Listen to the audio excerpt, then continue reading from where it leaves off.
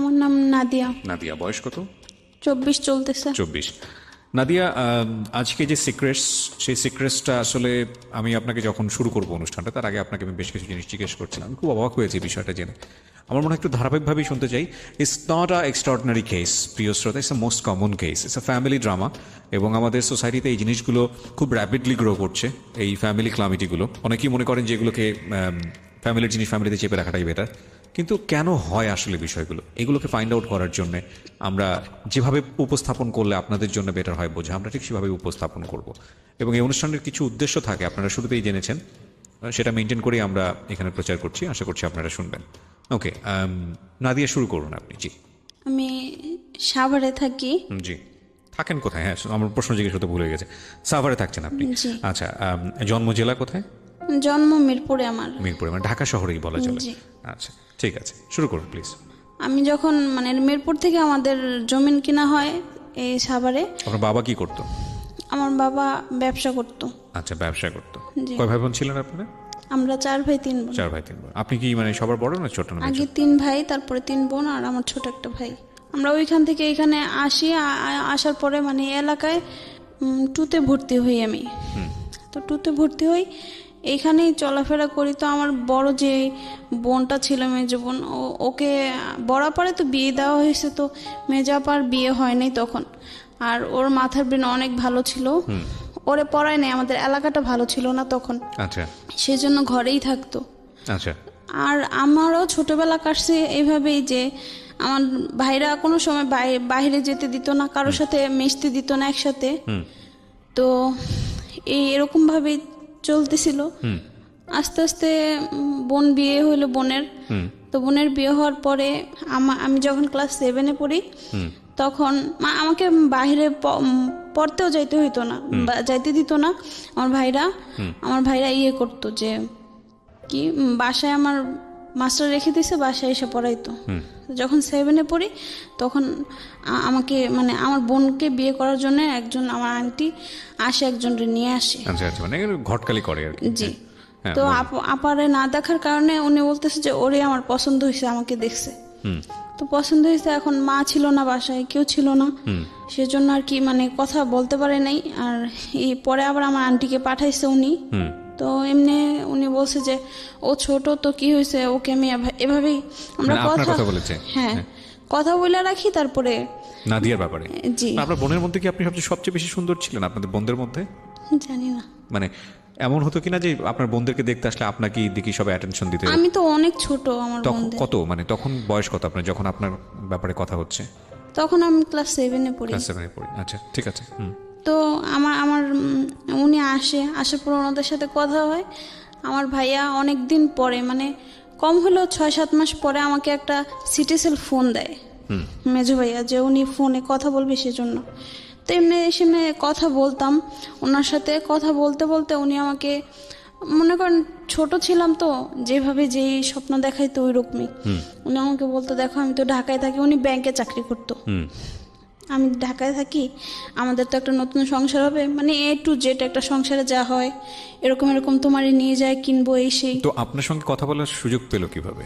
ওই যে ফোন দিছে, আবার উনিও বাসায় আসতো। আচ্ছা, তো এটা তো আপনার বোনকে দেখতে এসে আপনাকে পছন্দ করে গেল। আমার আব্বা মা রাজি হয়ে গেছে।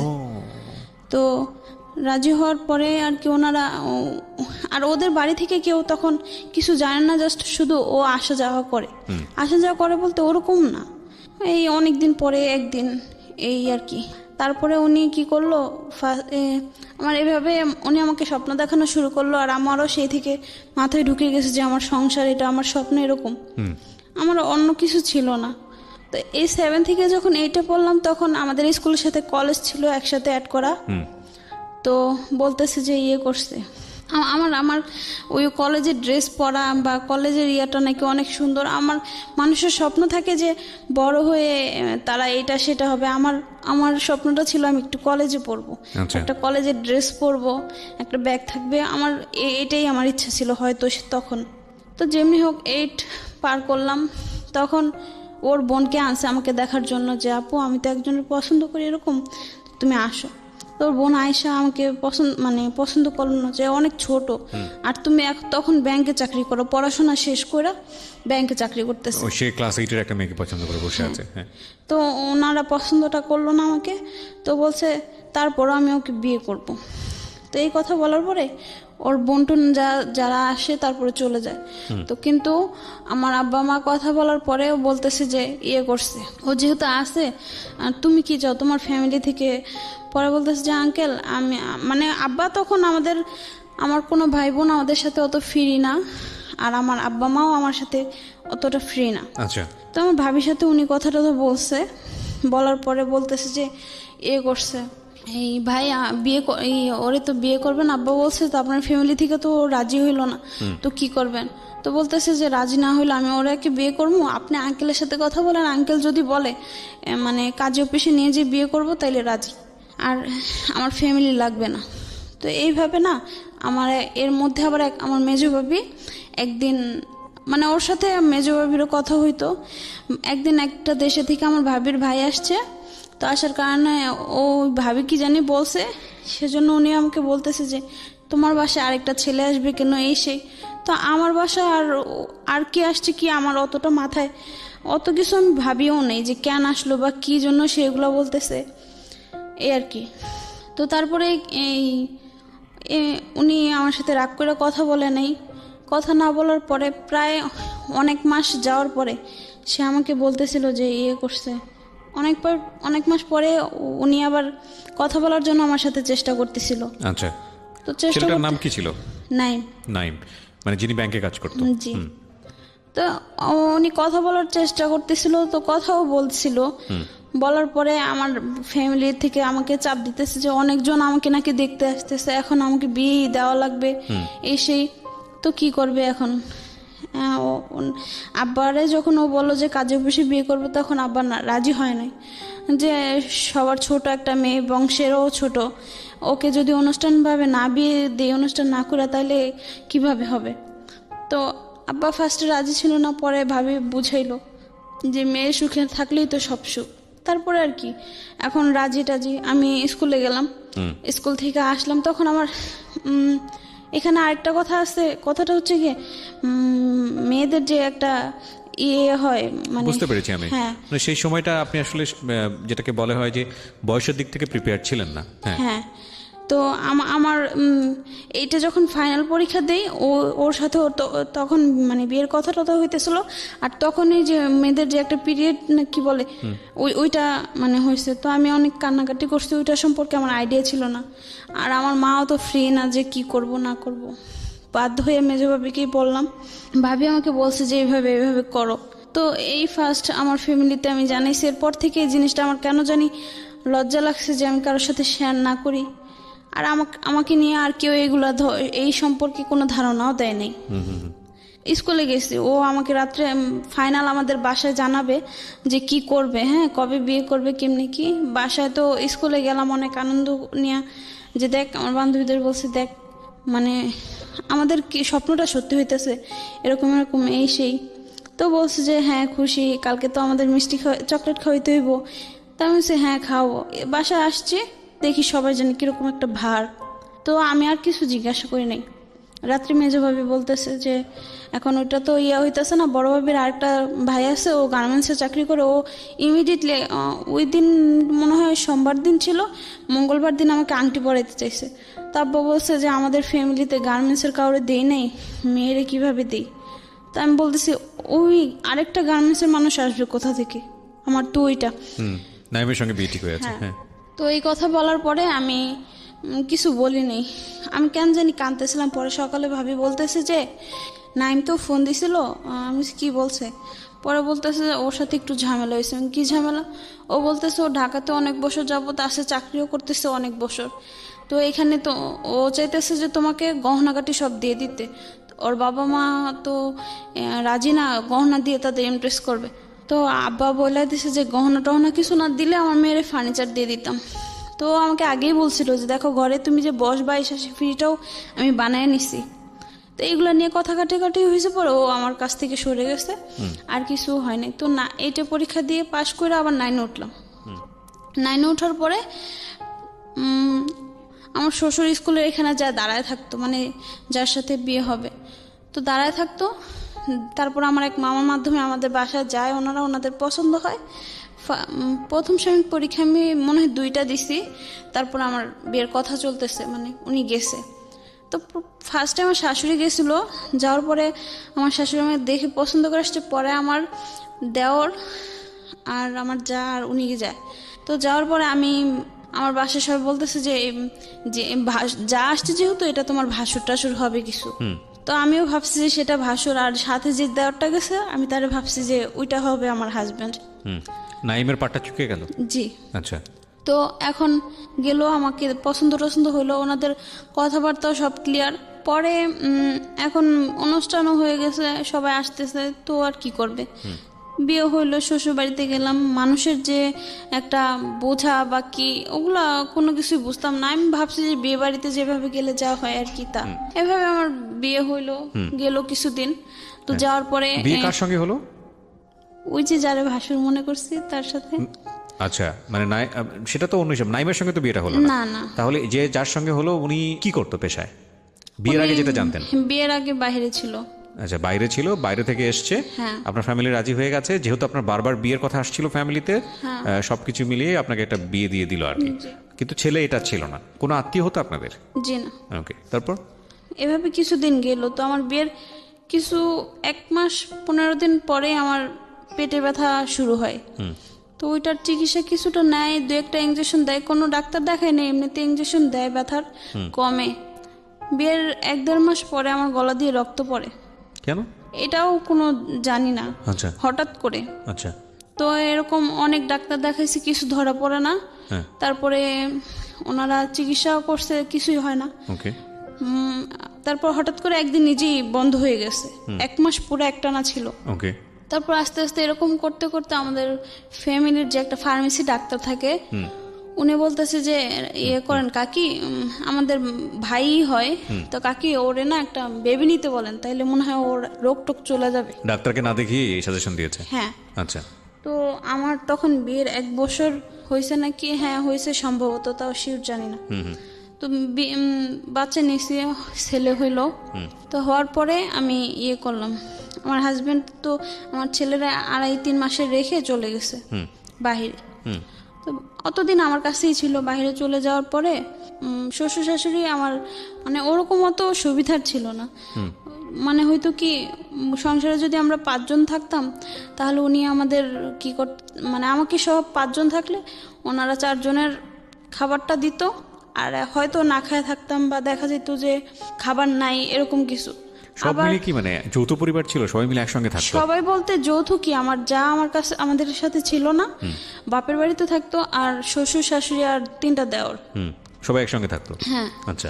তো এরকম করার পরে আবার আমার ছেলে যখন পেটে ছিল, আমি একটু খাবার বেশি খেতাম, তখন শ্বশুর বলতে কি, তুই কি রাক্ষস হয়ে গেছিস, এত খাস কেন, নাকি রাক্ষস আনতাছিস পৃথিবীতে, এগুলো বলতো?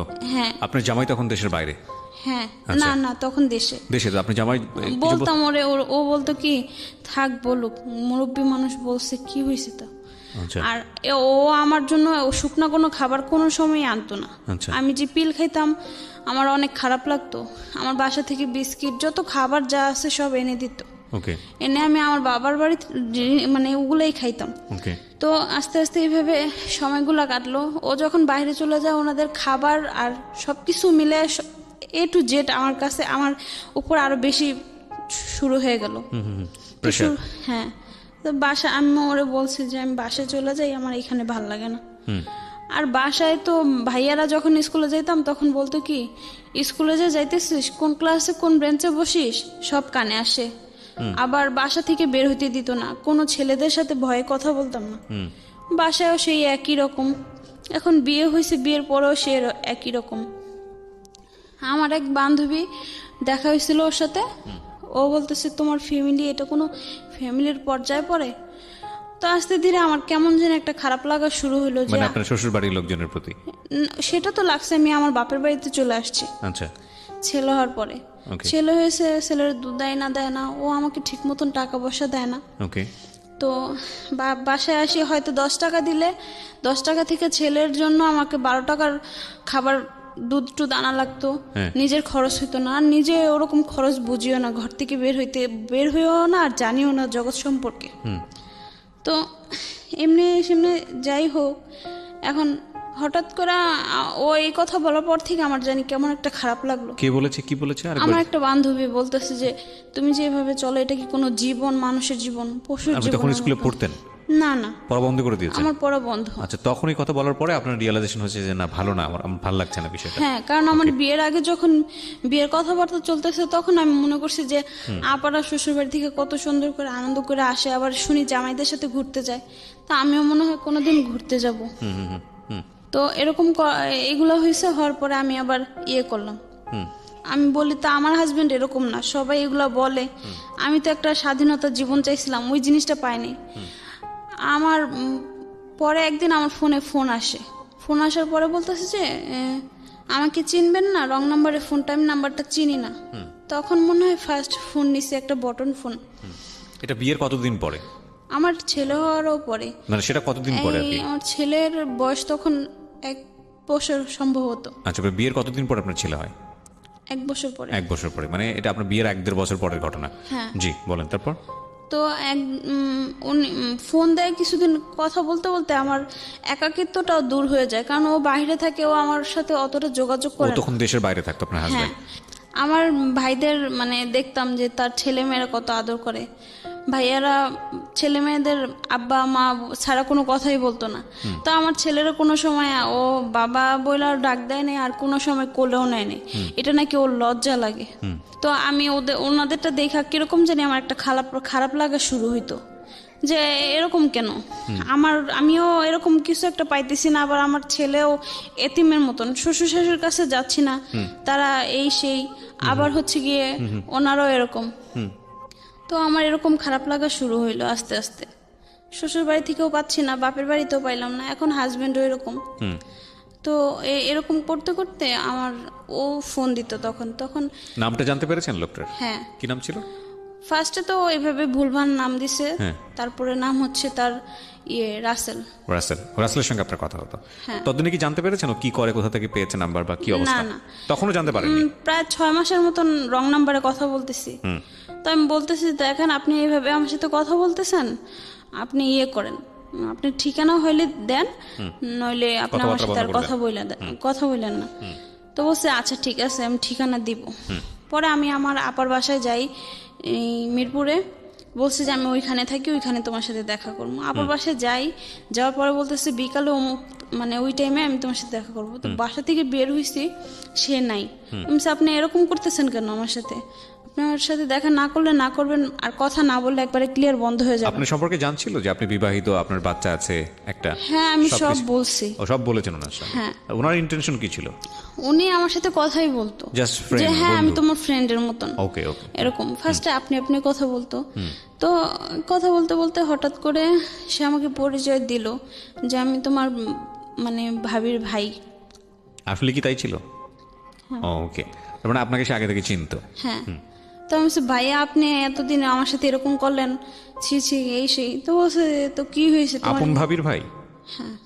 তাহলে আপনার সম্পর্কে কি হচ্ছে? বিয়াই।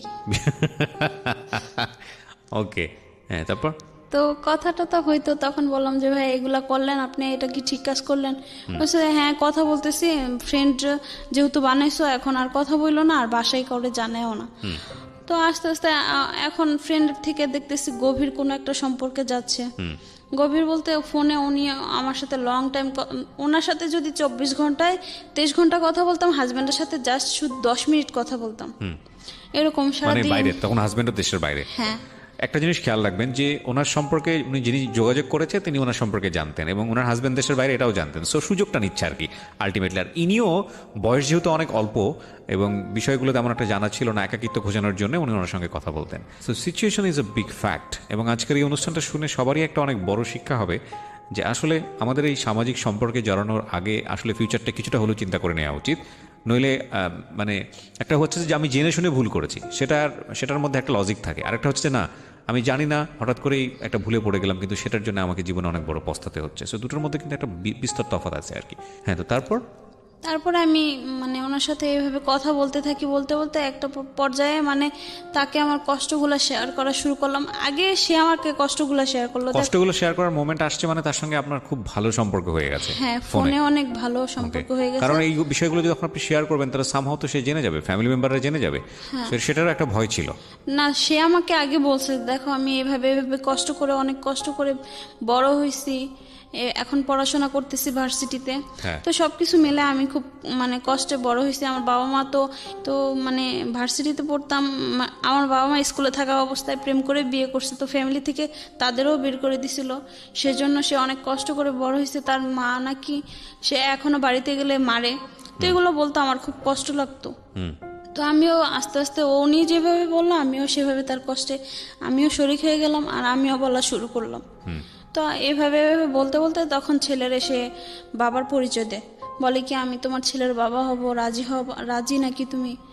মানে এইভাবেই আপনাকে অফার করে পুরো বিষয়টা। হ্যাঁ, আমি তোমার ছেলেরে আমি কোনো সময় বাবা ছাড়া কথা বলবো না, অনেক সুখ দিব রে, তুমি যেটা জীবনে না পাইছো তোমারও একটা হাজব্যান্ডের ভাবে এইভাবে মর্যাদা দিব। তো আমি তখন আমার মাথায় এই জিনিসটা আসলো যে আমার ছেলে তো এতিমের মতন, আমার ছেলেটা যদি একটা সত্যিকারের বাবা পায় তাহলে তো এখানে আমার অনেক পাওয়া। তো সেই ক্ষেত্রে আমিও কেন জানি আর না করলাম না। ওই জিনিসটা আমার এতটুকু লোভ লাগছে, লোভটা আমার এইটাই ছিল যে আমার ছেলের একটা হবে, বাবা হবে, এই সুখ। সে আমার সাথে সে আলাদা, সেই ফার্স্টে যে 7-এ থাকতে যার সাথে কথা হয়েছে নাইমের সাথে, ওর মতো ও সেভাবে আমাকে দেখাইতেছে যে আমরা এইভাবে আলাদা থাকবো, স্বপ্ন দেখাচ্ছে। হ্যাঁ, তো ওই স্বপ্নগুলো আমার কেন যেন একটা লোভ হয়ে দাঁড়াইলো আমার মাথার মধ্যে, সেটা যে ঢুকছে আর বের হয়নি। তারপরে এখন এভাবে করতে করতে হঠাৎ করে একদিন বাসা থেকে জানি কি হয়েছে, আমি বাসায় বলতেছি যে মা আমি বাসায় শ্বশুর বাড়ি যাইতেছি, কাপড় চোপড় গোছাইছি, গোছানোর পরে ও বলতেছে যে কোথায় তুমি? আমি বলছি আমি বাসায় যাবো এখন, ওর দাদির বাসায়। পরে বলছে আমি এইখানে আমার একটা ফ্রেন্ড নিয়ে আসছি, তুমি মানে রাসেল বলছে এটা। হ্যাঁ, 3 রাস্তার মানে ওইখানে ওই রাস্তার মোড়টা হচ্ছে 3টা, আমার বাসায় যাওয়ার 2টা মোড়, আর ওর মানে ও যেখানে দাঁড়াচ্ছে ওই আরেকটা মোড়। তো এখানে দাঁড়ায় থাকার পরে ও বলতেছে বাসা যায় কি করবা, চলো আমরা জায়গা।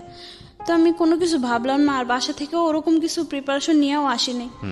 আমি বলছি ঠিক আছে, মানে আমারও জানি কিরকম একটা লাগছে যে ঠিক আছে চলো দেখা করি। আমি দেখা করি কি, ও দেখা করার পরে বলছে যে বাসা যায় কি করবা, চলো জায়গা, আমরা তোমাকে নিয়ে যাই। আমি বলছি আচ্ছা ঠিক আছে।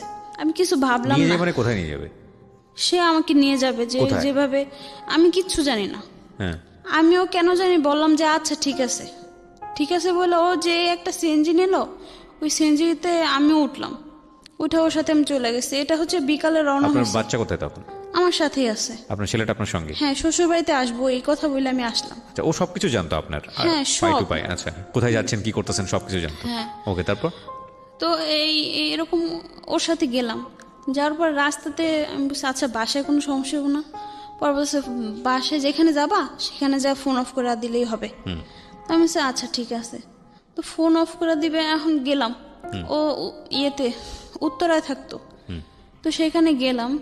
যা আপনি আগে থেকে সবকিছু জানতেন না? না, কিছুই আপনাকে টাচ দেয়নি? না, ও বলছে চলো জায়গা, আমিও কেন জানি চলে গেছি, কোনো কিছু ভাবি নেই আগ দিক পিছে। তো আমি গেলাম, যাওয়ার পরে ও বলছে যে আমি একটা রুম ভাড়া করছি, এখানে উঠি চলো। তো উঠি, আমার শুধু আমার মানে কাপড় চোপড় যায় আমার ছেলেরও, আর আমি তো জানতামই না যে এখানে আসতে হবে বা কি, ওরকম প্রিপারেশনও ছিল না। ওইখানে বাড়িওয়ালারে বলছে যে ভাবি আমরা তো বাবার বাড়ি থেকে রাগ করে চলে আসছি, মানে আপনাকে বউয়ের পরিচয় দিছে আর কি? হ্যাঁ, না আমাকে না, বাড়িওয়ালাকে।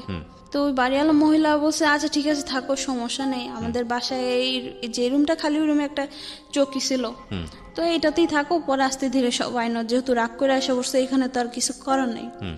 তো আমি ওই বাসায় ছিলাম, ও সেই রাত্রে সারা রাত ছিল আমার সাথে। সকালে যাওয়ার সময় আমাকে বলছে ফোন চালু করবা না, বাসায় থাকো, আর আমার একটা ফ্রেন্ড তোমার যা লাগে আয়েশা একটু পরে পরে জিজ্ঞাসা করবি দিয়ে যাবে, আর আমাকে ফোন দিবা না তুমি। দাঁড়ান, আমার কাছে মনে হচ্ছে যে somehow it's very very wrong decision in life. একটা যেটা হচ্ছে যে বিআই তো সম্পর্কে ছিল, আপনি আগে থেকে জানতেন, তার মানে ওনার সঙ্গে যে আপনি গেলেন, আপনি মনে করেছেন যে আপনি পুরো সংসারটাই চেঞ্জ করে ফেলতেছেন, তাই কি? না, তখন ওইটাও আমার মাথায় আসে নাই তখন। তাহলে তাহলে কি মানে ওই যে ফার্স্টে ও ফোনে কথা বলতাম, বলতো যে আমরা সংসার করবো এভাবে সেই। না কিন্তু কোনো একটা জায়গায় যাচ্ছেন, ওর সঙ্গে মিট করবেন, একটা পার্সোনাল টাইম না মিট করাও না, তাহলে জাস্ট বাসা থেকে যাওয়ার আগে ওকে ফোন দিছি যে আমি আজকে বাসা যাব। তো আপনি তো ওখানে থাকছেন, ডিসিশন নেওয়ার একটা বিষয় ছিল যে আপনি ওখানে স্টে করছেন, আপনি আছেন, তো এতক্ষণের মধ্যে তো নিশ্চয়ই আপনার মনে হয়েছে যে কি আমি এর সঙ্গে মানুষের সঙ্গে থাকবো আজীবন, নাকি আমি বাসায় ফিরে যাব, কি না তখন আমার মাথায় ওইটা আসে নাই। তখনও আসে নাই? না। কি বলেন আপনি, এটা তো মানে অযৌক্তিক, মানে চরম পর্যায়ের অযৌক্তিক একটা বিষয় হয়ে গেল না? হ্যাঁ, তো তারপরে এখন ও বলছে আমাকে ফোনও দিবা না, ফোন তোমার অফ রাখবা, আমার ফ্রেন্ড আইসা তোমাকে যা দেওয়ার বাচ্চার বয়স দিবে। কত তখন? তখন 1.5 বছর হবে। 1.5 বছর। মানে আপনার শ্বশুর বাড়ির লোকজনও জানে না আপনি কোথায় আছেন, আপনার নিজের বাড়ির লোকজনও জানে না আপনি কোথায় আছেন। এটা নিয়ে যে ভয়ঙ্কর কোনো একটা বিপদ হতে পারে সেটাও আপনার মাথায় নেই? সেটাও মাথায় আসতেছিল না তখন। এগুলা খুব ক্রেজি ডিসিশন। এবং একটা জিনিস আমি আপনাদেরকে বলি আজকে, জানি না এই কথাটা খুব কমনলি বলাটা উচিত হবে কিনা, কারণ আমি কখনোই এই ধরনের কথা বলি না যে মেয়েরা বা ছেলেরা, কারণ আমি মনে করি এই বিষয়গুলো পার্সন ভেদে ডিফারেন্ট হয়। মানে একটা ছেলের ক্ষেত্রে যেটা হবে যেরকম সেটা সব মেয়ের ক্ষেত্রেই হবে, বা সব ছেলের ক্ষেত্রে হবে, বিষয়টা এরকম না। তবে এটা ঠিক আমি ব্যক্তি পর্যায় থেকে যেটা অনুভব করেছি, মানে এতদিনের গল্প শুনে, যে আমার কাছে মনে হয় যে সাধারণত মেয়েরা ইমোশনালি অনেক বেশি দুর্বল। মানে তাদেরকে ইমোশন দিয়ে, স্বপ্ন দেখিয়ে তাদের কাছ থেকে জীবনের অনেক গুরুত্বপূর্ণ সম্পদ খুব সহজেই নিয়ে নেওয়া যায়।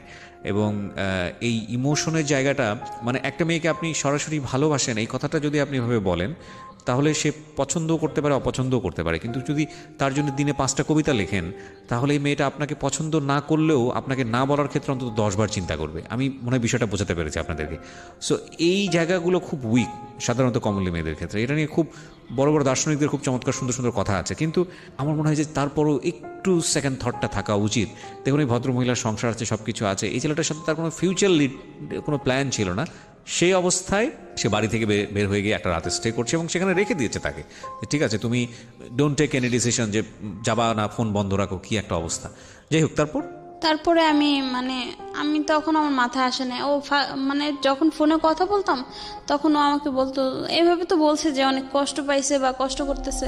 আপনাকে বললো যে ফোনটা বন্ধ রাখার জন্য, আপনার ওখানে নাইট স্টে করার পরে আপনারা বললেন যে ফোনটা বন্ধ রাখার জন্য, তারপর আপনি কি তারপর করলেন? ও চলে যায়। হ্যাঁ, রাসেল চলে গেল। তারপর হ্যাঁ, যাওয়ার পরে ওর ফ্রেন্ড সকালে আসে না, সম্ভবত 10টা-11টা বাজে আসে। ফ্রেন্ড কেন আসবে? ওই যে ফ্রেন্ডের কাছে বইলা দিছে যে কিছু লাগলে দিও যায়। আচ্ছা ওকে, তারপর তো এগুলা বলছে। রাসেল কি করতো, পেশায় কিছু করতো না শুধু বিশ্ববিদ্যালয়ে পড়াশোনা করতো? না, পড়াশোনা করার সাথে সাথে ও একটা জব করতো। আচ্ছা ওকে। তো জব করার পরে এখন আমাকে বলতেছে যে করছে, ওর ফ্রেন্ড আসছে। তারপরে ওর ফ্রেন্ড এসে বলে যে ভাবি কিছু লাগবে আপনার? তো আমি বলছি যে না আমার কিছু লাগবে না। তার আগে আরেকবার ও আমাকে ফোন দিতে না করছে, তারপর আমি ওরে ফোন দিছি যে আমার না খুব মাথা ব্যথা করতেছে, তুমি কখন আসবা? বলতেছে যে তোমাকে না বলছি ফোন দিতে না, তুমি আমাকে ফোন দিবা না, এখানে অনেক খারাপ একটা সময় যাইতেছে, তোমার ফ্যামিলি তোমাকে খোঁজাখুঁজি শুরু করছে, করো। প্ল্যান কি ছিল আপনারা বিয়ে করবেন? হ্যাঁ, রাত্রে ও বলছে যে আমরা কিছুদিন পরে সব স্বাভাবিক হইলে বিয়ে করব। ও ওকে, তারপরে এখন স্বাভাবিক হওয়ার আগেও আমাকে এই কথা বলছে, তখন আমার খুব খারাপ লাগছে। তো খারাপ লাগছে এই জন্য আমি আর কিছু বললাম না। ওর বন্ধু আসছে, আমি বলছি না আমি কিছু খাবো না।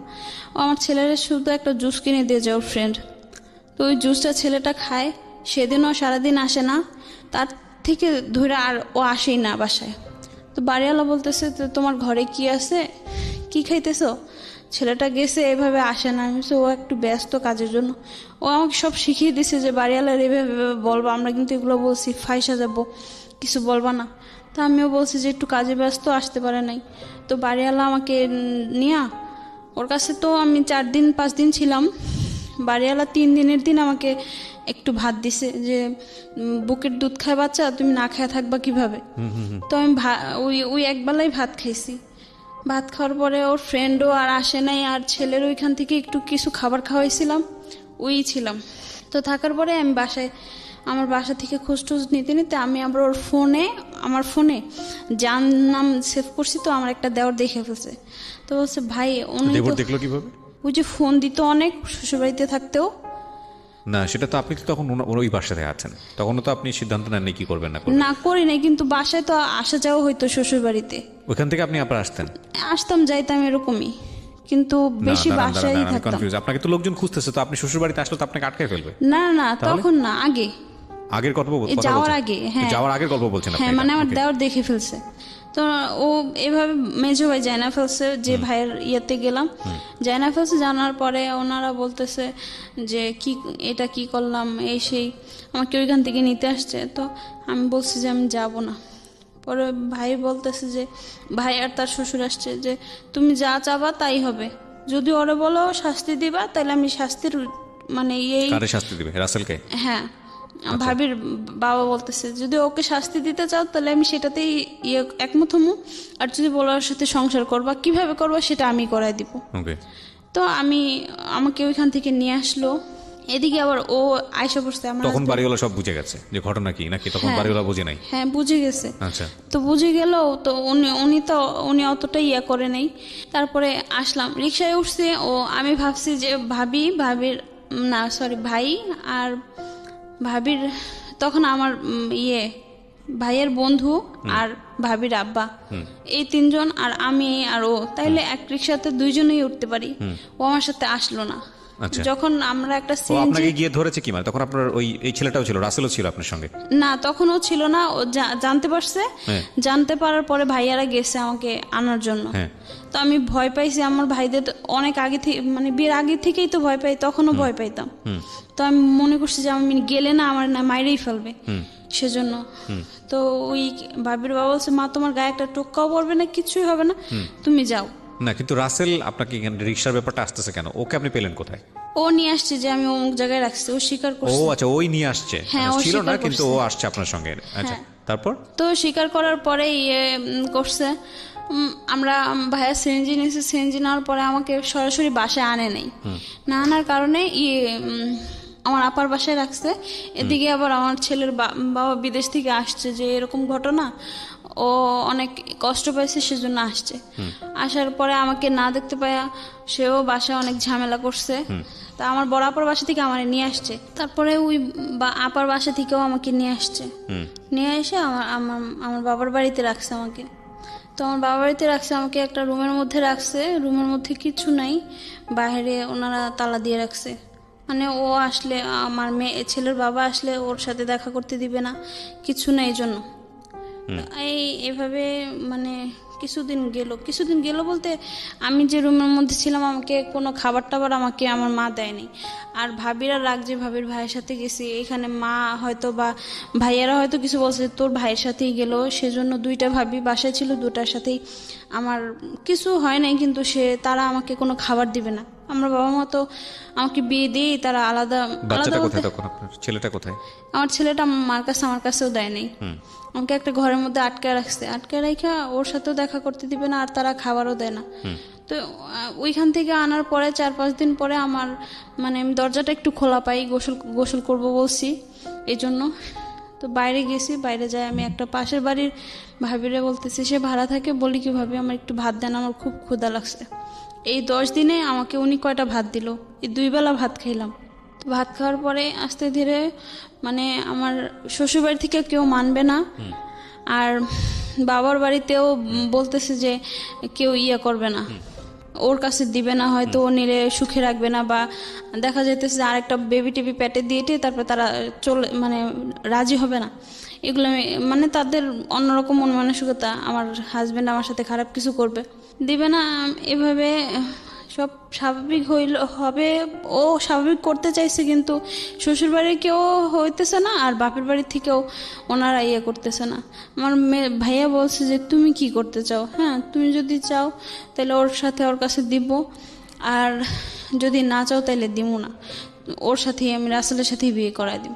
তো এগুলো বলছে। তো আমি বলছি যে আচ্ছা ঠিক আছে দেখি। এখন আমার হাজবেন্ড দেখি আমাকে ধইরা অনেক কান্না করতেছিল। আপনার হাজবেন্ড এসে? হ্যাঁ। কেন কান্না করতেছে? যে মানে কান্না করতেছে, আবার বাসায়ও রিকোয়েস্ট করছে যে ওর সাথে আমার একটা রাত থাকতে দেন, ওর সাথে আমার কিছু কথা আছে, ও যদি জায়গা আমার ছেড়ে তাহলে যাবে। ও হাজবেন্ড এটা বলতেছে? হ্যাঁ। আচ্ছা। তো আমার সাথে ওই রাত্রে ছিল, থাকার পরে বলতেছে যে তুমি যদি চাও আমাকে এখন বলবা, আমি নিজে যাই ওর হাতে সব তোমার করে দিয়ে আসবো, আর যদি না চাও তাহলে আমি আমার কাছে রাখবো, এটা তোমার সম্পূর্ণ ডিসিশন। তো আমি ওর কাছে জামগা। তখন আমার মাথায় আসে না কিছু, আমি ওর কাছে জামগা। তো বলছে যে আচ্ছা ঠিক আছে, কালকে তাহলে তোমার ওর হাতে আমি তুইলা দিব। এই কথা বলার পরে ওর নাম্বারটা নিয়ে আবার আমার হাজবেন্ড ওর সাথে দেখা করছে, সেটা আমাকে পরে বলছে। বলার পরে বলতেছে যে ও সব বলে দিছে ওর সাথে, যে আমি একটা মানে সম্পর্কে জড়াইছিলাম, এক রুমে আমরা দুইজন ছিলাম। আমি এটা আমার হাজবেন্ডের কাছে অস্বীকার করছি, ও সব বলছে। তো বলার পরে আমার হাজবেন্ড আমাকে জিজ্ঞাসা করছে, তো আমি বলছি যে না, এরকম কিছু হয় নাই। ও বলতেছে যে আমি জানি, তুমি বললে সমস্যা নেই, তারপরেও জানার পরেও আমি তোমাকে মানবো, তোমার গ্রহণ করবো। আমি এখন যাই না ফেলছে, আর কিছু বলার নেই। আর ও এমনভাবে উদাহরণ দিছে যে মানে ও অবিশ্বাস করার মতন কিছু না। আমার হাজবেন্ড অবিশ্বাস করবে না এরকম, ও আমাকে কিন্তু অন্ধের মতো বিশ্বাস করে। কিন্তু ও যা যা বলছে মানার পরে ওর ফ্যামিলি থেকে বলছে তোকে ত্যায্যপুত্র করে দিব, মানে যদি বিয়ে করিস। হ্যাঁ, না ওকে যদি রাখোস, আমাকে যদি রাখে, ছেলে আমারটা নেয়, কিন্তু ওরা রাখা যাবে না। তো হাজবেন্ড কি বললো সবকিছু জানার পরে? হাজবেন্ডের কথা কি ওইটাই ছিল যে ওই নিবেই আমাকে, মানে বলছে না তুমি আমার কাছেই থাকবে? হ্যাঁ। পরে আমি বলছি আচ্ছা ঠিক আছে। এখন আমাকে ফ্যামিলি থেকে ও জিজ্ঞেস করছে তুই কি করতে চাস, আমি বলছি আমিও ওর সাথেই থাকবো, আমার হাজবেন্ডের সাথে। কারণ আমার মা কান্দে আর বলে যে তুই আমার নাতিটার এতিম বানায় ফেলবি। ও আচ্ছা, মানে শেষ পর্যন্ত আপনি ডিসিশন নিলেন আপনি হাজবেন্ডের সঙ্গেই থাকবেন। আচ্ছা, তো এইভাবে থাকলাম। আর ছেলেটার কি ডিসিশন ছিল? রাসেলের কি ডিসিশন ছিল? ওর কোনো ডিসিশনই নাই, আর ইয়াও নাই, কিছু বলছেও না। না, গেলেও সমস্যা নাই, না গেলেও সমস্যা নাই। না, আমি ওর একদিন ফোন দিছিলাম এই গ্যাঞ্জামের মধ্যে যে কি করতে যাও, আসো আমাকে এসে নিয়ে যাও। ও বলছে যে দেখো ফ্যামিলি কি করে, মানে ওর কেমন যেন একটা অনিচ্ছাকৃত জিনিস জন্মায় গেল ওর কথাতে, আমি বুঝতে পারলাম। বা দিন শেষে কি হলো, একটা কেলেঙ্কারি হয়ে গেল, চারপাশের এলাকায় একটা কেলেঙ্কারি হয়ে গেল। হ্যাঁ, আচ্ছা, তারপরে কি দাঁড়ালো? তারপরে এখন আমি বাপের বাড়িতে আছি, শ্বশুর বাড়িতে আমাকে নেয় না, নিবে না। বাপের বাড়িতে থাকার সময় কি দেখা যাইতেছে, বাসা থেকে বের হই, চারপাশের ভাড়াটিয়ারাও এখন বলতেছে কিরে কবে আসলি, মানে কেমন যেন একটা চোখে তাকায়। খুব স্বাভাবিক, খুব স্বাভাবিক। এগুলা অনেক ধরনের অনেক কথা অনেকে বলে। আমার বান্ধবীরা একটার বিয়ে হয়েছে, অন্য সব বান্ধবীরা ইনভাইট করছে, বাট আমাকে করে নাই। আমারে বলতেছে কি করলি এগুলা, এটা বলছে, জাস্ট এতটুকু না, আমার অনেক লজ্জা লাগছে। তারপরে আমি স্কুলে থাকাকালীন একজনের সাথে কথা বলতে কি মানে একটা প্রেমের অফারের মতনই প্রেম করতাম। তো ওইটা কিছুদিন কাটতে না কাটতে 6-7 মাস বা 1 বছর পরে ওই ছেলের সাথে আবার যোগাযোগ হয়। রাসেলের সাথে নাকি না, স্কুলের? সেটা আরেকজন স্কুলের। এখানে একটা কথা বলি আমি আপনাকে নাদিয়া, সেটা হলো যে আপনার হাজবেন্ড এত কিছুর পরেও যে আপনাকে মেনে নিল এবং কোনো ধরনের কোনো টর্চার করেনি, কিছু করেনি, তখন কি মানুষের প্রতি আপনার কিছুটা হলো রেসপেক্ট বা ভালোবাসার জন্মানোর কথা না? আপনার এত বড় একটা মেজর তখন আমার ওরকম কিছু হয় নাই, মানে ওই বুঝিনি নেই আপনি যে কত বড় স্যাক্রিফাইসটা করলো। হ্যাঁ, মানে বুঝিনি বিষয়টা, নেই। কারণ এটা কিন্তু তার জন্য অনেক বড় একটা সম্মানের ব্যাপার সামাজিকভাবে, যে তার ওয়াইফ এরকম একটা জায়গায় ভেগে গেছে, এরকম জায়গায় স্টে করেছে এবং তারপরেও সেই জিনিসটা মেনে নিয়েছে। তো আপনার বোধহয় এই জিনিসটা রিয়েলাইজ করাটা উচিত ছিল মানুষ হিসেবে। যাই হোক, তখন আপনি আমার সেটা করেন। মাথায় কোনো কিছুই আসে না। তো এই ছেলেটার সঙ্গে আপনি কথা বলছিলেন? হ্যাঁ, আবার কিছুদিন যেতে না যেতে ওই ছেলের নাম কি ছিল? ওই ছেলের নাম নাসির ছিল। নাসিরের সঙ্গে কথা বলা শুরু করলেন? নাসিরের সাথে। রাসেলকে ভুলে গেছেন তখন? হ্যাঁ, ওকে। রাসেলকে ফোন দিয়েছিলাম, ফোন দিয়ে বলছি যে কেন করলে এগুলা। পরে বলতেছে যে আমার একটা শোধ নেওয়ার ইচ্ছা ছিল, সেটা আমার ইয়াটা পূরণ হইলো। আমি কিসের শোধ? পরে বলতেছে তোমার ভাবির বাবা মা আমার সাথে যা করছে ছোট থেকে বড় হওয়া পর্যন্ত, ওইটা আমি একটু করে দিলাম, যে এখন তো আমার বোন সুখে থাকবে না। তা আমি ধারণাটা ভুল তোমার, আমি যা হওয়ার আমার হয়েছে, তোমার বোন সুখেই আছে। তো প্রতিশোধ নেওয়ার কথা ও আমাকে বলছে, এটা ডিরেক্টলি আর কি বলবে। তারপরে দ্যাটস হিজ চ্যাপ্টার, এটা তো ইম্পর্টেন্ট না। আমার কাছে মনে হয় যে আপনার জায়গা থেকে আপনি কি করেছেন সেটাই হচ্ছে ফ্যাক্ট। তারপরে কি হলো? তারপরে ওই কিছুদিন যাওয়ার পরে আমি নাসিরের সাথে কিছুদিন কথা বললাম। ওই নাসিরও যেহেতু একজনের সাথে চলে গেছে, ও ওই চোখে আমাকে দেখলো, মানে ও যে তোমার হাজবেন্ড তো বাহিরে, তোমার এটা শারীরিক চাহিদাটা তোমার থাকতে পারে। এই আস্তে আস্তে কথা বলতে বলতে একদিন কারেন্ট চলে গেছে, ও বলতেছে যে আমি তোমার বাসায় আসি। আমি বলছি না, আমার বাসায় আসা যাবে না। কেন আসবা? পরে বলতেছে না আসি বলে। ওই বাসায় কি আর কেউ থাকতো না? আপনার শ্বশুর শাশুড়ি আর কেউ থাকতো না? তখন বাপের বাড়িতে, শ্বশুর বাড়িতে আমাকে মানে নেই। ও, এরপরে শ্বশুর বাড়িতে মেনে নেয়নি আপনাকে, কিন্তু আপনার হাজবেন্ড ঠিকই মেনে নিয়েছে আপনাকে। ওকে, ইন্টারেস্টিং। তারপরে কি মানে ওইখান থেকে আসার পর ও 1 মাস পরে চলে যায়। ও যাওয়ার দিন আমাকে বলে না, পরে বলে কি ভালো থাইকো। আর আব্বা তো কথাই বলেনি ওর সাথে। মারে বলছে যে আমি হয়তো 1 বছর ওর খরচ দিতে পারবো না, এটা আপনারা করে নিয়েন, কারণ আমার বাসা থেকে অনেক ঝামেলা হয়েছে, কেউ দিবে না খরচ। 1 মাস যাইতে না যাইতে আমার মা আমাকে অনেক মানে একদিন খুব মারছে আমাকে, যে তোর হাজবেন্ড টাকা দেয় না কেন, কি কাটটা খাবি, এগুলো নিয়ে আমার অনেক মারছে আমার মা। এই বিয়ের পরে গায়ে হাত তুলতো? বিয়ের পরে কি ওইখান থেকে আসার পরে আমার হাজবেন্ড কেন টাকা দিচ্ছে না? এগুলো তো অন্যায়, চরম অন্যায়। যাই হোক, তারপর? তো ওরে আমি আবার আমি যতই অন্যায় করি যাই করি, ওই কয়েকটা মাসে আমি ওরে সব কিছুই সব বলতাম। আমার বাবা সবাই আমাকে বলতো যে হাজবেন্ডের সব কথা বলতে হয় না, কিন্তু আমি ওরে সব বলতাম। বলার পরে আমি যাওয়ার আগে ওরা বলছি যে আমি যদি কোথাও জায়গা তাহলে কি তুমি কষ্ট পাবা। ও তখন ওইটা জিনিসটা সিরিয়াস নেয়নি। আবার এই বাসায় এগুলো করতেছে আমার সাথে, আমি ওরে কাঁদছি আর বলছি যে দেখো বাসায় এগুলো করতেছে। তারপরেও আমাকে 10,000 টাকা পাঠায় বলে কোন কি দেশে থাকতো সেটাও বলতে যাচ্ছেন না? আচ্ছা, পুরো সিক্রেট, ঠিক আছে, বলেন তারপর। তো এই টাকা পাঠানোর পরে বাবা আপা আমার হাতে দেই, আবার নিজে কিছু খরচের জন্য রাখি। তখন তারা খুশি, অনেক খুশি। এখন আমারও ভালোভাবে দিন যাইতেছে, ইয়ে করতেছে। কিন্তু মাঝে মারলো বা সবাই বাসা থেকে বের হইলি কেমন যেন একটা চোখে দেখে, আবার হচ্ছে গিয়ে খারাপ ব্যবহার করে আমার সাথে সবাই। মানে আমার জগৎটাই যেমন অন্ধকার ছিল, হাজার আলো থাকলেও আমি আলো পাইনি। তারপরে ওর সাথে কথা হয়, পরে বলতেছে এত কষ্ট করে কি থাকা যায়। সে তো আবারও ফার্স্ট সে আমার সাথে কিছুদিন কথা বলার পরে আমার বাসায় একদিন কারেন্ট চলে যায়। কারেন্ট যাওয়ার পরে ও বলে যে আমি তোমার বাসায় আসতেছি। আমি কেন আসতেছো? পরে বলতেছে হ্যাঁ, আমাদের এলাকায় আবার কারেন্ট গেলে আধা ঘন্টা, 1 ঘন্টা, 1.5-2 ঘন্টাও থাকে। মানে আধা ঘন্টার আগে আসার কোনো সম্ভাবনাই নেই। তো আমি বাসায় শুয়ে রয়েছি, ও আমাকে এই কথা বলছে যে দরজা খোলা রাখো। কোন রুমে থাকি আমি সেটা সে জানতো। বাসায় কিন্তু ভাড়াটিয়ারা ছিল, 2 ভাইয়ের বউ ছিল, বাবা মা ছিল, সবাই ছিল। তো ও কারেন্ট যাওয়ার পরে ও আসার পরে আমার ওর সাথে আরেকটা ঘনিষ্ঠ সম্পর্ক হয়ে যাওয়ার পরে তারপর আমি কেন জানি আমার এই জিনিসটা আমার ঘৃণা লাগছে। ওই মানে রাস্তার সাথে যেটা হয়েছে ওইটা তো আমার ইচ্ছা হোক আর যাই হোক, যেভাবে হোক হয়েছে, বা কিছুটা আমার ইচ্ছাও ছিল যে তার সাথে সংসার করবো, কিন্তু এটা কি হইলো? পরে আমি আর মানে ছেলে মানুষ কেমন যেন একটা ঘৃণার চোখে দেখছি যে এটা কি, ছেলেরা কি সবাই এরকম? ও দিল ধোকা, ও এই কথা বলতেছে, এই কথা বলে আবার এরকম করলো। তারপরে এমনি আবারও কিছুদিন যায়, ভাইয়ারা তো কেউ কথাই বলে না, আব্বাও কথা বলে না, মা 2-একটা বলে না। মানে আবার আমার ঘর থেকেও বের হইতে দেয় না। আগে তো গেটের বাইরে যায় বসতে পারতাম, এখন গেটের বাইরে গেলেও ভালো মানুষও যা বলে, খারাপ মানুষও তা বলে, এই সব একই। তারপরে এরকম কিছুদিন যাওয়ার পরে আবারও আমার হালকা পাতলা এক আন্টির বাসায় যাইতাম, বাসা থেকে 5 মিনিট দূরে আন্টির বাসায় আসা যাওয়া করতাম। ওই এক আন্টির ছেলে আবার আরেক আন্টিরে মানে একটা ইট দিয়ে মাথা ফাটায় ফেলছে। তো এখন আন্টি, আমার যে আন্টির ছিল, নাসিরের সঙ্গে ওই সময়টা থেকে আপনার যোগাযোগ থাকতো? আমি বন্ধ করে দিছি যোগাযোগ, আমার ঘৃণা লাগছে ব্যাপারটা, বিষয়টা ভালো লাগেনি, আপনি বন্ধ করে দিয়েছেন। তারপরে ওই ইয়ে করলাম, আন্টি ফোন দিয়ে বলতেছে তুই তো আসোস, তোর তো হাজব্যান্ড কাছে নেই, তুই দৌড়াইতে পারবি, তুই একটু তোর আন্টির ডাক্তার দেখা, যা টাকা লাগে ওরাই দিবে। তো আন্টির একটা হসপিটালে দেখাইলাম। তো ওই আন্টির হাজব্যান্ডও বাইরে ছিল।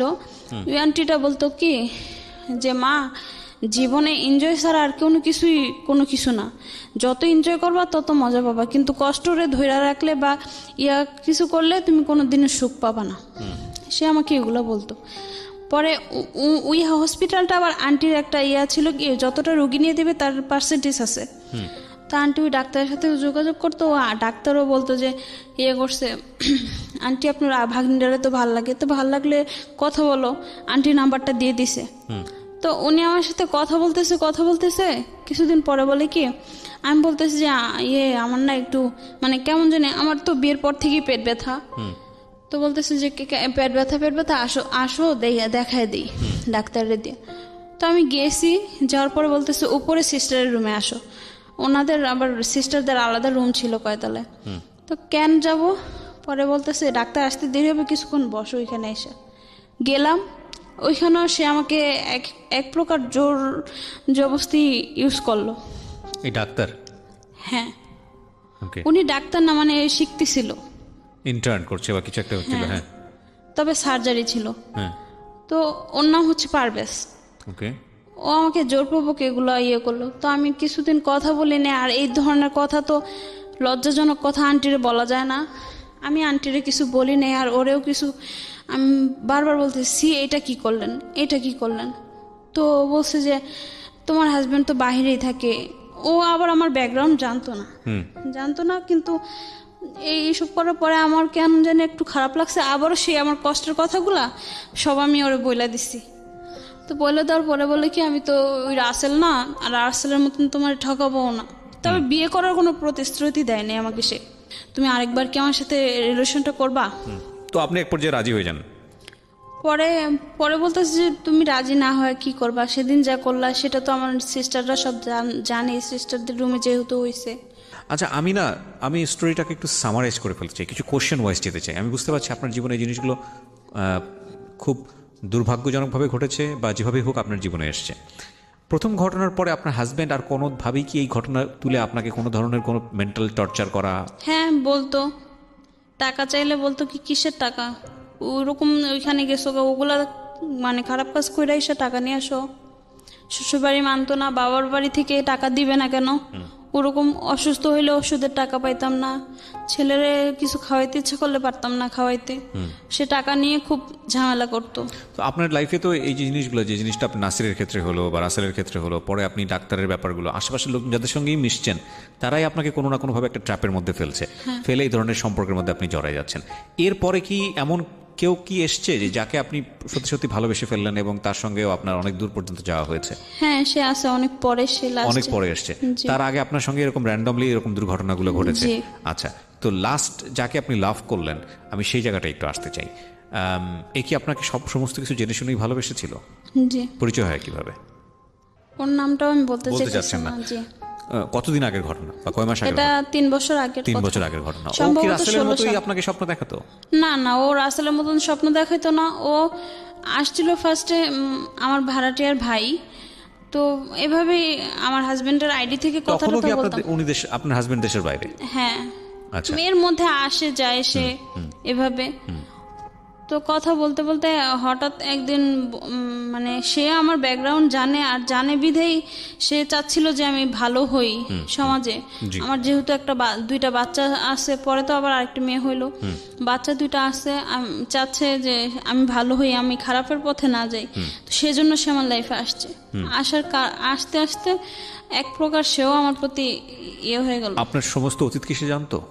হ্যাঁ, সবগুলো সম্পর্কের ব্যাপার কি সে জানতো? হ্যাঁ, যে কার সঙ্গে কোথায় কি হয়েছে সবগুলো A to Z জানতো। জানার পরে সে আপনাকে কি করে, লাভ অফার করে? না না, এরকম কিছু না। তাহলে বন্ধু? হ্যাঁ। আপনি সেটা এগ্রি করতেন? এতগুলো সম্পর্কে জানানোর পর আপনার নিজের তো একটা অভিজ্ঞতা হওয়ার কথা যে না আমি আসলে কি চাই। আপনার জায়গা থেকে আপনি তখন আমি তার কোনো দিকটা যে মানে খারাপ বলবো বা অনিচ্ছা ছিল এরকম কিছু আমার তার কিছু চোখে বা ব্রেনে আসে নাই। হ্যাঁ, খারাপ কিছু উনি এরকম কিছু করেও নাই। উনি সবসময় লড়াই করে গেছে যে আমি কারোর সাথে যেন কথা না বলি। আচ্ছা। হ্যাঁ, মানে আমার আইডি বলেন, ইমো আইডি, তারপর হোয়াটসঅ্যাপ, সবকিছু আইডি সে আমার ইয়ে করে রাখছে, যে চাচ্ছে যে সে কি চাইতো আপনার কাছ থেকে? সে এগুলা কিছু চাইতো না, সে চাইতো জাস্ট আমি ভালো হই। আমি শুধু আমার হাজবেন্ডকে নিয়ে থাকি। আপনার ইনভলভমেন্ট অন্য জায়গাগুলো তখন কি মানে ব্যাপারগুলো এরকম হয়ে গেছে যে আপনি নিজেও চাইতেন বিষয়গুলো কি এরকম ছিল? না না, আমি কোনোটাই চাইনি। ভালো হই বলতে কি আপনাকে ব্লক করতে চাচ্ছিল বিভিন্ন জায়গাগুলো থেকে, যাতে আপনার কাছাকাছি কোনো খারাপ মানুষরা না আসতে পারে। তো এটা সে কেন চাইবে? তার ইন্টারেস্টটা কি? সে কেন চাবে এটা জানি না, বাট তাকে বলি, সেও বলে যে আমিও জানি না, কিন্তু আমি চাই যে তুমি ভালো হও। তুমি তো আল্লাহর একটা বান্দা, আমি চাই তুমি ভালো হও। তার সর্বশেষ এই রিলেশনশিপ শেষ পর্যন্ত কোথায় গেল? ভালো হওয়ার জায়গাটা থেকে সে আপনার সাথে এখনো কি আছে নাকি চলে গেছে?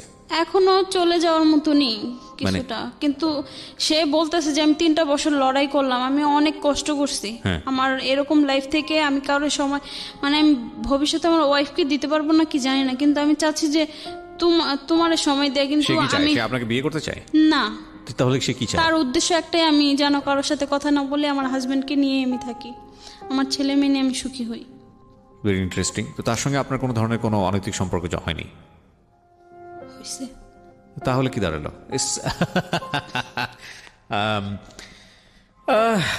নাও আজকে আমি একটা কথা বলি আপনাদেরকে প্রিয় শ্রোতা, এই সবগুলো গল্প সামারাইজ করে, না আমি জানি এই স্টোরিটা প্রচার হওয়ার পর আপনারা ওনাকে অনেকে গালমন্দ করবেন, তবে আমি বলার আগে কিছু কোশ্চেন ওনাকে করে আপনাদেরকে আমি যে জিনিসটা বলবো that is very much important, every girl, সবার জন্য ইম্পর্টেন্ট।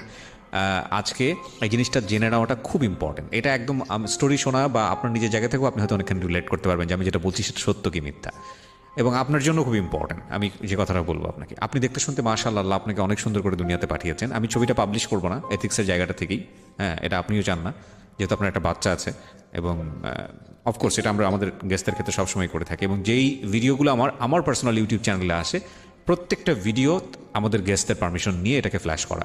তো একটা জিনিস একটু বলি, সেটা হলো আপনার হাজবেন্ড রাসেলের পরে আপনার যে সম্পর্কগুলো হয়েছে আপনার জীবনে ঘটে গেছে, কোনোটা আপনার স্বেচ্ছায় হয়েছে, কোনোটা অনিচ্ছাকৃতভাবে হয়েছে, এগুলো কি আপনার হাজবেন্ড জানে? আমার হাজবেন্ড জানে না, কিন্তু অনেকে আমার সাথে যে কথাগুলো বলতে চায় বা ফার্স্টে তারা তো ফ্রেন্ড হইতে চায়, ফ্রেন্ডের পরে তো আপনার আমার হাজবেন্ড জানে কি জানে না? জানে না। না, আমার কয়টা হাজবেন্ডকে সম্পর্কের কথা জানে? সাপোজ বলি যে উনি না আমাকে পছন্দ করে, এতটুকুনি বলি যে উনি না আমাকে পছন্দ করে, এগুলো বলে জাস্ট এতটুকুনি। কিন্তু আপনার হাজবেন্ড তেমন একটা পাত্তা দেয় না, কেয়ার করে না? না, আপনার হাজবেন্ড এখন কি করেন? আপনার সঙ্গে কি থাকেন উনি, নাকি দেশের বাইরে থাকেন? না, এখন উনি আমার সাথেই কয় থাকে। বছর হলো দেশের ভিতরে আছেন?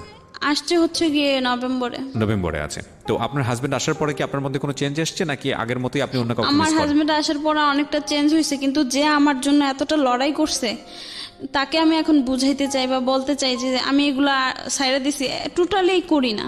না না, সেটা অন্য বিষয়, আমি ওই বিষয়ে পরে কথা বলছি। কিন্তু আপনার কথা যেটা জানতে চাচ্ছি যে আপনার হাজবেন্ড আসার পরে আপনি কি নিজের জায়গাটা থেকে কোনো ধরনের থাকে না যে একটা লোনলি ফিল করা, একাকিত্ব বোধ যে জিনিসটা, ওইটা কি আপনার আগের মতোই আছে নাকি? হ্যাঁ, আমার একাকিত্বটা আমার এখনো আছে, আবার কষ্টটা সবকিছু আমার আছে, কিন্তু থাকলে কি হবে, আমি ওই চার দেয়ালের মাঝেই বন্ধ করি, এখন আর ওইটা প্রকাশ করতে চাই না। কারণ চাই না এই জন্যই যে মানুষ শুধু দুর্বলতার সুযোগটাই খোঁজে। হ্যাঁ, সেই আমি জন্য এবার আর কি। আপনাকে যে কথাটা বলতে চাচ্ছিলাম, ওই যে দুর্বলতা, আপনি তো বুঝে গেছেন যে এতগুলো সম্পর্কে আপনার ইচ্ছাকৃত হোক অনিচ্ছাকৃত হোক, আপনার মনের মধ্যে একটা বিষয় ছিল একাকিত্ব, যে কেউ না কেউ আসুক যে আমাকে বুঝুক, কেউ না কেউ আসুক যে আমাকে লাভ করুক, কেউ না কেউ আসুক যে আমাকে স্বপ্ন দেখাক। এই ক্ষুধাটা একটা মেয়ের মতো থাকতেই পারে, এটা খুব স্বাভাবিক।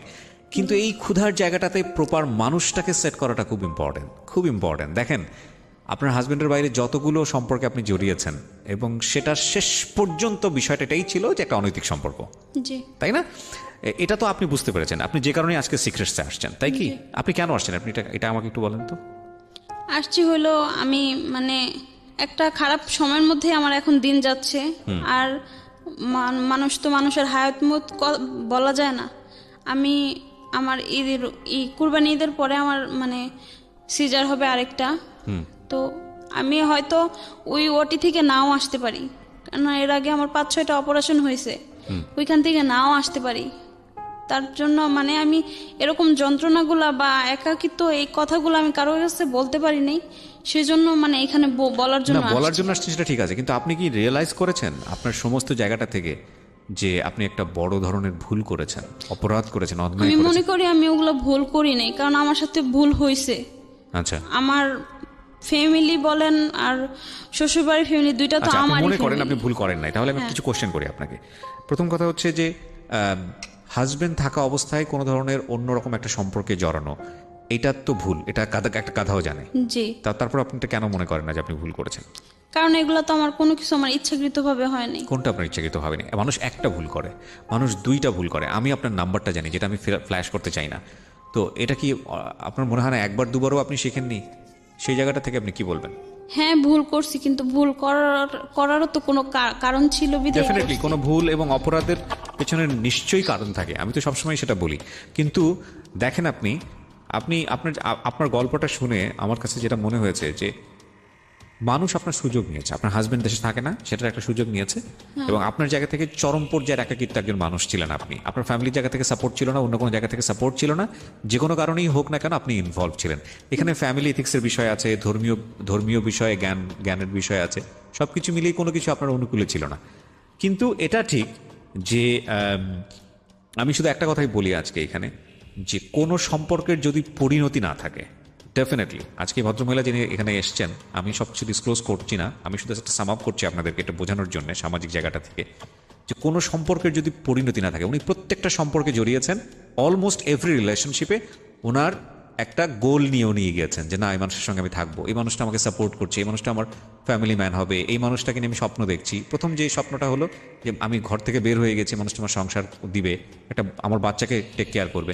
কিন্তু ওই যে প্রথম যে ভুলটা ছিল, এই ভুলের পরের হোঁচট খাওয়ার পর থেকেই কিন্তু আরও ভুলের মধ্যে জড়িয়ে পড়া। এবং এই স্বপ্ন দেখার জায়গাটায় আমার একটা কথা, সেটা হলো কোনো ছেলের সঙ্গেই বৈবাহিক সম্পর্ক থাকা অবস্থায়, আমি এটা আবারও রিপিট করছি, বৈবাহিক সম্পর্ক থাকা অবস্থায় কোনো ছেলের সঙ্গে সে যদি পীর দরবেশ হয়, উইথ ডিউ রেসপেক্ট, মানে পীর শব্দটা আমার এখন উচ্চারণ করা ঠিক হচ্ছে কিনা আমি জানি না, কারণ তারা অত্যন্ত জ্ঞানী মানুষ, সব পীরই আবার জ্ঞানী না, যাই হোক। তো সেই জায়গাটা মানে এইরকম পর্যায়েরও যদি মানে দেখতে শুনতে হয়, তাদেরকে সন্দেহের চোখে দেখুন। মানে প্রথম কথা হচ্ছে যে আমাদের ধর্মীয় জায়গাটা থেকে তো মেলামেশাই উচিত না। আপনি আপনার হাজব্যান্ড থাকা অবস্থায় কেন অন্য ছেলের সঙ্গে আপনি কথা বলতে যাবেন, মিশতে যাবেন, সেটা অন্য বিষয়। কিন্তু তারপরও আমাদের যে সামাজিকতা, আমাদের যে লাইফস্টাইল, আমাদের যে সব কিছু, সেখান থেকেও যদি আমি বলি যে আপনার হাজব্যান্ড থাকা অবস্থায়ও যদি একটা ছেলে আপনার লাইফে আসতে চায়, এবং সে আসতে চাওয়ার জায়গাটা থেকে আপনার মিশনটা যদি এরকম থেকে, ঠিক আছে আমি প্রেজেন্ট লাইফে হ্যাপি না, আপনি তাকে নিয়ে সংসার করবেন, এবং সেরকম দেখাই যাচ্ছে তার মধ্যে, আমি আপনাকে বলবো সন্দেহের চোখে দেখুন। কারণ টু বি অনেস্ট, আপনি সংসার শুরু না করা পর্যন্ত সেই মানুষটা সম্পর্কে এমন সম্পর্কে আপনি যায়েন না যেটা আপনার জীবনটাকে ভয়ঙ্কর রকমভাবে দুর্বিষহ করে তুলবে। নাম্বার ওয়ান, কজ যেই হোক না কেন ছেলে, কেউ আসবে আপনার কাছে, ঠিক আছে আমি তোমাকে বন্ধুর মতো পাশে থাকতে চাই, কেউ আসবে কেউ বলবে যে ঠিক আছে কিচ্ছু না, আমার এগুলো কোনো চিন্তা ভাবনাই নাই, আমি তোমার সংসারটা ভালো থাকুক এইটা চাই, কেউ আসবে বলে যে না ঠিক আছে আমি আছি মানে টাইম পাস করার জন্য। আপনি যদি জেনে বুঝে একটা ভুল করেন, দ্যাটস আ ডিফারেন্ট কেস। কিন্তু আপনি যদি মনে করেন যে আপনার টার্গেটই হচ্ছে একটা মানুষকে নিয়ে আপনি সামনের দিকে আগাবেন, এখানে একটা হোপ তৈরি হবে, এখানে একটা ভালো ড্রিম আছে, তাহলে আপনি অবশ্যই, আমি যেটা বুঝি যে ওই যে একটা কথা বলে যে আসলে ছেলেরা বন্ধু হয় না বা কি মানে জানি না, মানে কথার কথা আর কি, এই জায়গাটায় অন্তত আপনাকে সন্দেহের চোখে দেখতেই হবে। কজ ঘুরে ফিরে ইন্টারেস্ট আসলে সবারই এক জায়গায় গিয়ে থামে। একদম ফ্রয়েডিয়ান থিওরি অনুযায়ী দ্য ম্যাক্সিমাম কেস ইজ, মানে ডেফিনেটলি 99.9% ইজ সেম, সে যত সাধু বাবাই হোক না কেন। সুতরাং এই জায়গাটা থেকে আজকে ওনার একটা মারাত্মক রকমের ভুল ছিল, নাম্বার ওয়ান। নাম্বার টু হচ্ছে হলো গ্যাপ।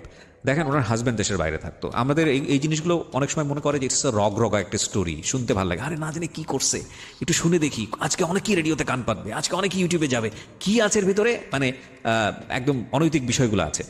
দেখুন এটা আমাদের জীবনের একটা অংশ, একটা ভয়ঙ্কর রকমভাবে অংশ। অনেকে মনে করেন এগুলো ডিসক্লোজ করা উচিত না, এগুলো ওপেনলি আসা উচিত না, সেই জায়গাটায় আমার দ্বিমত আছে। আমার মনে হয় যে এগুলোকে ডিসক্লোজ ইন এ সেন্স করা উচিত যদি ডিসক্লোজ করার ক্ষমতা থাকে। কীরকম ধরেন যে এটা একটা ফ্যামিলি প্রবলেম, এবং এটা একটা যে কোনো মেয়ের ক্ষেত্রেই হতে পারে বা যে কোনো ছেলের ক্ষেত্রেই হতে পারে, তার জীবনটা কত ভয়ানক রকমের দুর্বিষহ হয়ে ওঠে, সেটা যদি খুব সুন্দরভাবে ইন এ সিস্টেমেটিক ওয়েতে ডিসক্লোজ করে যদি একটা লেসন পাওয়া যায়, নিজের জীবনটাকে যদি কারেকশন করার সুযোগ থাকে, তাহলে সেটাকে ডিসক্লোজ করা যেতেই পারে।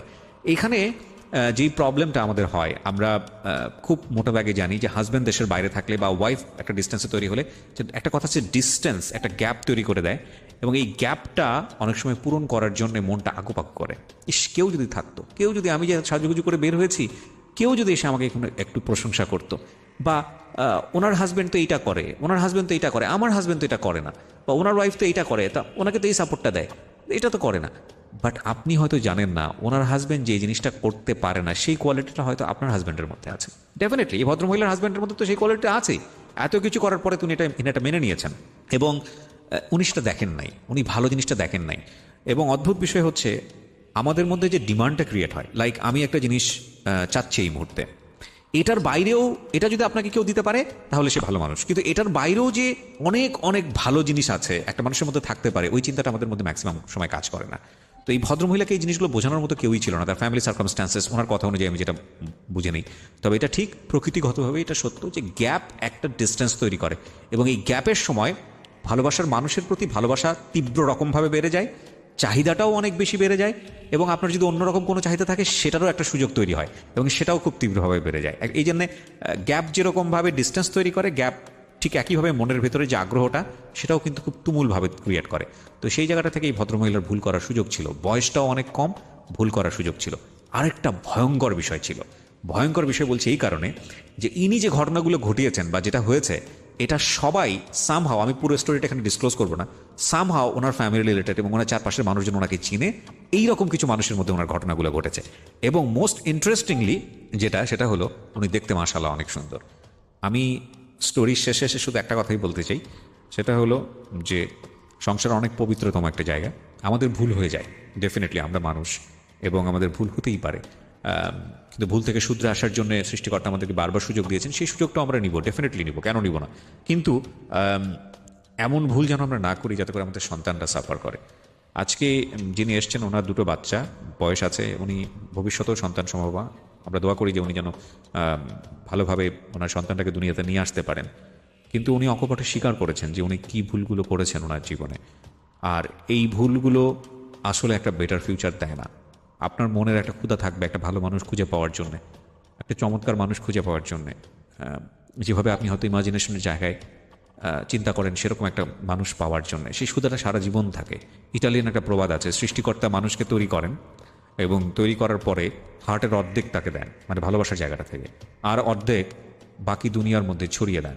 মানে বিষয়টা হচ্ছে এরকম যে ধরেন আপনি ছেলে হিসেবে দুনিয়াতে এসছেন, আপনার একটা হার্টের অর্ধেক আপনি নিয়ে এসছেন, আর বাকি অর্ধেক কোনো একটা মেয়ের মধ্যে আছে, এবং ওই যে ভাঙা অর্ধেকটুকু, সেই অর্ধেকটুকুর সাথে বাকি অর্ধেকটুকু খুব ভালোভাবে ম্যাচ করবে, যে সেটা যদি পারফেক্টলি আপনার হার্টের ভাঙা অর্ধেকটুকু হয়। কিন্তু সেটা যদি না হয় তাহলে ধরেন প্রত্যেকটা মেয়ের মধ্যে হাফ হাফ হাফ হাফ করে একটা ভাঙা হার্ট আছে। আপনি একটা জোড়া দিতে চাইলেন, মিলল না, আরেকটা জোড়া দিতে চাইলেন, মিলল না। আমাদের লাইফের ম্যাক্সিমাম টাইপটাই হচ্ছে এরকম, যে আমরা যে মানুষটাকে কাছে নেই কিছুদিন পরে জানি যে না, এই মানুষটা আসলে সব স্বয়ংসম্পূর্ণ না। এটা আপনার দিক থেকে যেমন সত্য, যে মানুষটাকে নিয়ে আপনি সংসার করছেন বা যে মানুষটাকে আপনি লাভ করেন তার দিক থেকেও সত্য। সেখানে যোগ করতে হয় কম্প্রোমাইজ, সেখানে যোগ করতে হয় স্যাক্রিফাইস, সেখানে যোগ করতে হয় লাইফের অন্য অ্যাম্বিশনগুলো। নইলে ওই যে একটা কথা বলে না, যে প্রেমে পড়ার যে স্টেজটা ভয়ঙ্কর রকমভাবে ইমোশনাল যে স্টেজটা, এটা নিয়ে সারা জীবন রান করা যায় না। আমি সবসময় অনেক সময় বলেছি রেডিওতে। তো আমার মনে হয় যে ওনাকে আসলে বোঝানোর লোকের অভাব ছিল। আপনি শেষ বেলায় আমাকে শুধু একটা কথা বলেন, এটা বলেই আজকে আমি অনুষ্ঠানটা শেষ করতে চাই। এই যে এতগুলো মানুষকে নিজের জীবনে আনা বা যাদেরকে আপনি নিয়ে চিন্তাভাবনা করেছেন, এদের কারোর সাথেই আপনার কখনোই যে অনৈতিক ব্যাপারগুলো হয়েছে সেগুলো আপনার কোনো টার্গেট ছিল না? ছিল? আপনি একটু মাইক্রোফোনে আসেন। জি না। ছিল না, এটাই আমি বলছি। এটা খুব বোল্ড একটা ওয়ার্ড, যে ছিল না, কিন্তু আপনার একটা ইচ্ছা ছিল এদের মধ্যে কেউ না কেউ আপনার যেরকম আপনি স্বপ্ন দেখেন সেই স্বপ্ন পুরুষটা হবে।